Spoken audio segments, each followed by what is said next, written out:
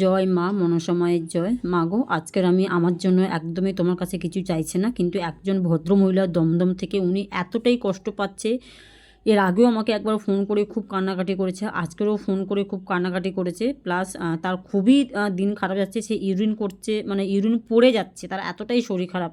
বাকিটা তুমি শোনো মা, তুমি তাকে একটু দেখো মা। সে নাকি রোজ নাকি তোমাকে পুজো করে তোমার পাশে কাঁদে, তোমার ফটো দেখে সে মাকে মানসিক করেছে, কিন্তু তুমি তাকে দেখছো না কেন মা? বাকিটা তার কথাটা শোনো।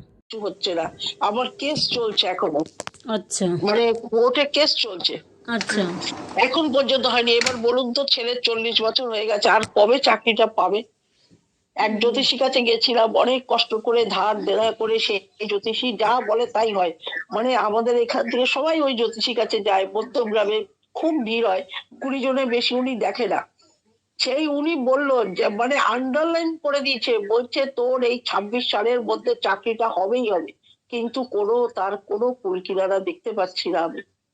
মানে আপনি আমি ওইসব এতটা ছাড়ুন, প্রবলেমে আছি না। শুনুন, আপনি ওইসব ছাড়ুন, ভগবানের উপরে কোনো কিছু হয় না, ঠিক আছে? এটা আমিও জানি, না, আপনিও সেটা জানেন। একশোবার, হ্যাঁ, আপনি 100বার। কোনোভাবে মায়ের মন্দিরে চলে আসুন। দেখুন, অনেকের কিছুই ছিল না, জল ফুল নিয়ে তার বড় বড় চাকরি হয়ে গেছে।